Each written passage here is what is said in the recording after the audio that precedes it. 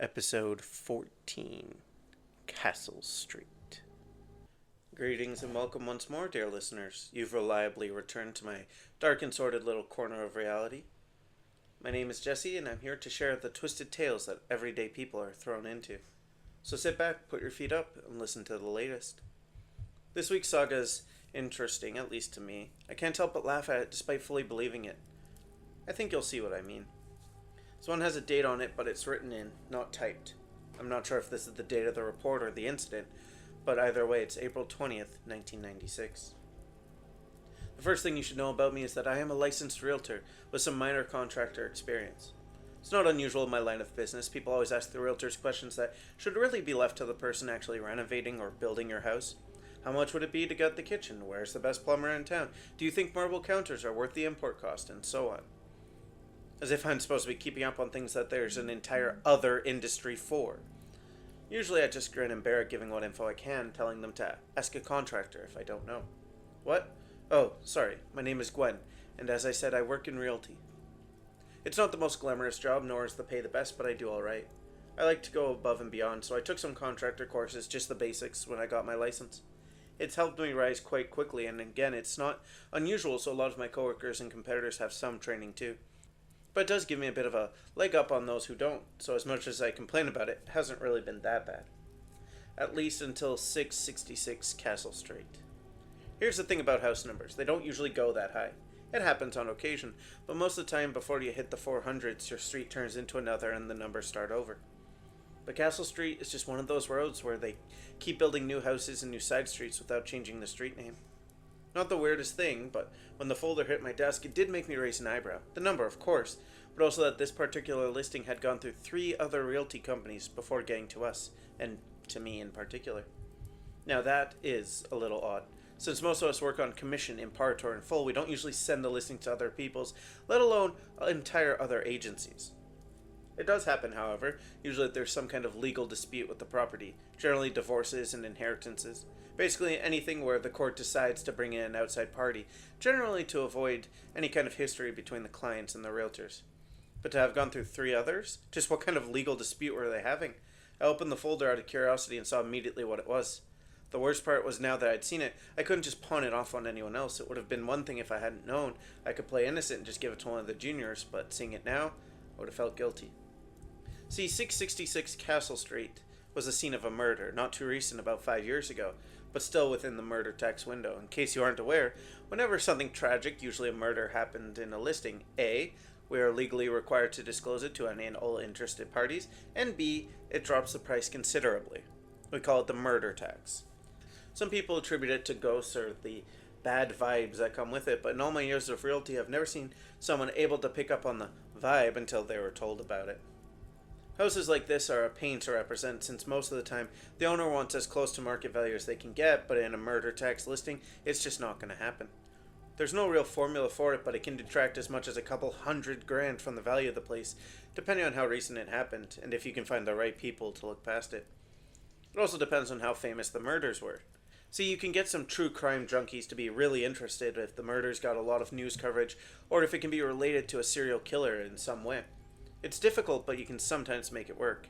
This was what was going on through my mind as I pulled up my computer and began to look into news articles on the house. It wasn't easy. Between the slowest internet imaginable, seriously, my house computer runs better than the junk the office has, and the frustrating lack of any real news coverage, I began to regret opening that folder. It was near the end of my day, and Castle Street is pretty close to where I live, so I decided I'd give the owner a call, see if I could stop by for a quick tour and inspection. Most of the other realtors had already done all the legwork, hiring out contractors and city inspectors and the like, and most were done in the last few months, so legally I could just use their findings, which of course made my life a lot easier. Some of my colleagues, if they got a listing such as this with all the legwork done, would just use the photos and only see the house shortly before any showings or open houses.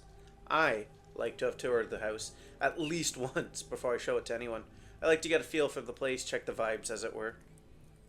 I also use the time to just check things out as if I were the prospective buyer. Do the taps run? Do the toilets flush? The windows open all the way? That sort of thing. When they answered, I was in the middle of organizing my notes, so I had the phone to my ear. Not something unusual, go to any office anywhere and they'll be full of people doing the same. Work is just impossible not to, so when the voice answered and I got that chill, When half your business is done through the office phones, you tend to be able to pick out voices pretty easily. Familiar ones, accents, even people's attitude all comes through in the way they speak. So when the voice answered, I was expecting someone older or someone mature sounding at least. The file listed the owner as male and in their 50s, so when a child's voice answered, I was a little surprised. But it was more than that. Look, I'm not usually one to buy into superstitions or ghosts or anything like that. Hell, the idea of talking to people like you, I'd have laughed you out of my office.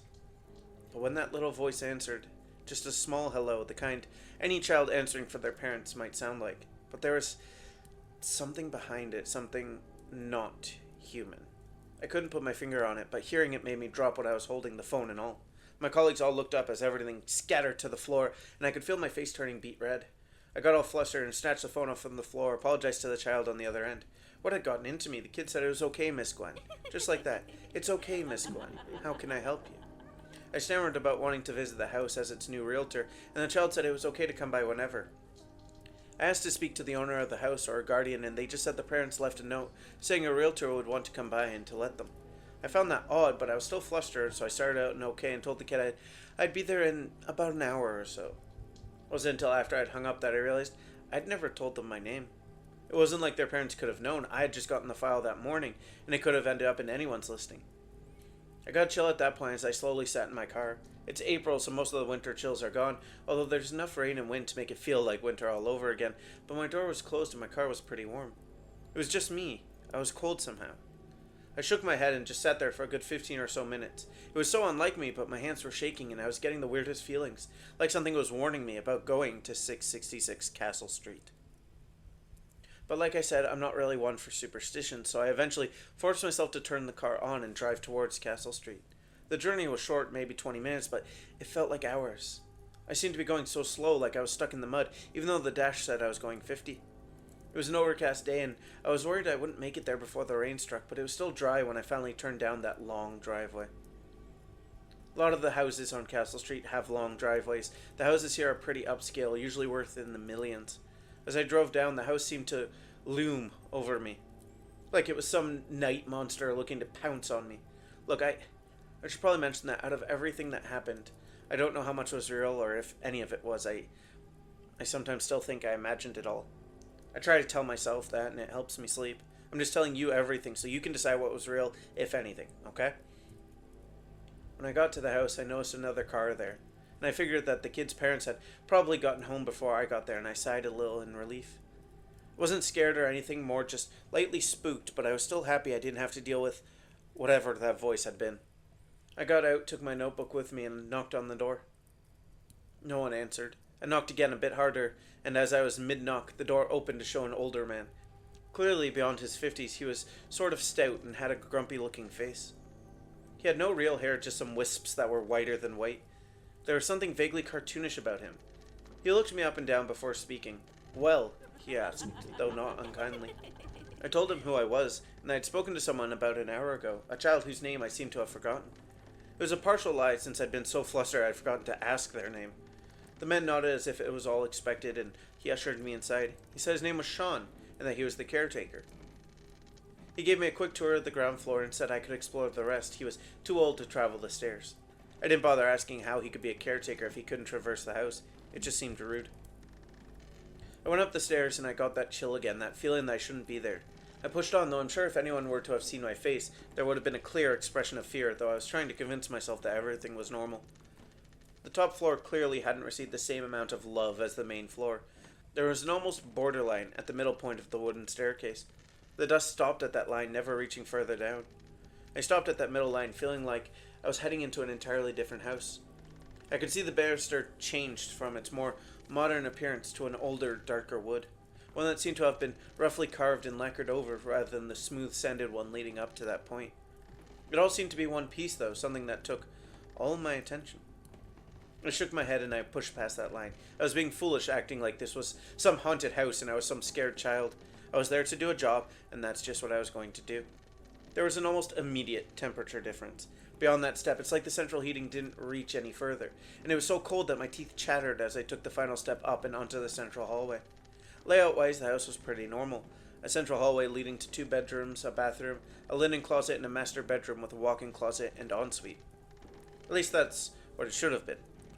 The first room I walked into looked more like a nursery, one built for a girl at a guess. There were dolls and fluffy ribbons and the word princess painted in faded letters. The cobwebs and dust told me it hadn't been used in a while. The next room, where it should have been a bathroom, well, that's where things got too weird for me to keep pretending it was normal. The design of the house, the blueprints, even just general spatial awareness told me that the bathroom should have been facing the west side of the house, bordered at the outside wall. Probably a window, couldn't have been more than 10 feet from the door to the wall. The room I opened into, it was long, easily 20 or 30 feet long, with fluorescent tube lights that flickered, casting strange shadows over everything. There were a good 10 or 12 metal post beds lining the wall, all empty but with blue-greenish blankets and a single old pillow on each. It reminded me of old hospital wards, and in the corner was a nurse's uniform, from what looked like the Second World War, in Canada. Honestly, it was that absurdity that kind of shocked me enough to close the door and move on. The sheer impossibility that a World War II era nurses' ward would be here in Canada, well, it made me laugh. Not a light laugh, no, it was that giddy laugh, that terrified giggle that comes out of you unbidden. The next room, where a bedroom should have been, was so covered in dust and cobwebs that I could barely see into it. I'm talking centuries worth of dust, like there was no way there could have been that much there. Underneath it all were sheets that I imagine at one time were white, covering what looked like furniture. There was one I could just barely see in the corner where the sheet wasn't covering a chair or couch or anything, at least not only that. There was a figure, at least that's what I think it was. Looked to be someone sitting on one of the chairs, covered with that sheet, and then the dust, the far too much dust. It might have looked at me. It might have moved its head. It might have been a breeze, I don't know. All I know is I slammed that door as fast as I could the moment I saw it there. I didn't bother checking the rest of the floor. I didn't bother looking for the old caretaker. I just ran. I ran to the stairs, down them so fast I thought I was going to slip and slide to the bottom. I flew out that door as fast as I could, running like I've never run before. My shoe fell off at one point and I did not go back for it. The energy in that house, the temperature, the rooms that made no sense, the thing under that sheet, I couldn't take it. I was in my car before I could even try to rationalize what on earth was happening. As I fumbled with the keys, though, I heard it again. The not human child's voice. I didn't look to see whatever it was that made the sounds and the words that had me almost crying in fear. It was right behind me, close enough that I could whisper, and I still heard it as if it was shouting. There was no reflection in my car window save for my own terrified expression. "Thanks for coming, Miss Gwen. We look forward to playing with you again." There was more than one voice that time. The one I'd heard on the phone, plus more. I don't know how many. Just that there was more than one, and I jumped into my car seat and was reversing out that long driveway before I had my seatbelt on or even closed the door properly. I looked only in the mirror, not beside me, not in front of my car. I took the weekend off, called in sick. I don't even remember what excuse I made for it, just that I couldn't come in. I locked my door and checked it repeatedly. Every time the phone went off, I jumped, but nothing else happened, so I managed to, over the course of the weekend, convince myself I'd imagined it all somehow. And that was that. Until the listing came back 2 days ago at my work. I heard the file hit my inbox, and even before I saw it, something inside me knew what it was. I picked it up, and sure enough, there it was. 666 Castle Street. Along with a note, saying the customer had liked me so much they'd requested me to handle the sale, offered any price. I didn't want to open the folder, I didn't. But I did. I opened it like I would of any other, I don't know why. There was a new updated picture in the file, one that had my car in the driveway, and in the top window, just barely visible person, one whose face had a huge grin on it that chilled me to my bones. I quit on the spot. I'm never going back there. I don't think I'll go back to Realty either. A haunted house. To be honest, I'm a little surprised I haven't read more of these types of sagas. As a kid, both before and most definitely after my own brush with these forces, I always thought I'd be dealing more with haunted houses. A quick Google search told me that there are several places in Canada, mostly Ontario, with castle streets, and a few of them go past the 600s on in numbers. And in an amazing coincidence, at least 3 of them have had murders in them between 1990 and 1992, when that 5-year window was opened, at least if the written date is to be believed as the date of incident. A dwelling containing or being corrupted by dark forces, well, despite the cultural perception, is a relatively new idea. Cursed or damned places are in nearly every culture, but a specific haunting or similarly corrupted house, only the last couple of centuries or so. But to have such vividly differing locale, the hospital ward, the leftover furniture, potentially even that nursery, just what kind of spirits or powers are at work there? And just what was that child? Thank you for listening, Dark Wanderers and not. Tell me, did this latest saga make a believer of you, or are you as mistrusting as when this episode began? And until the next, let's cross that veil together.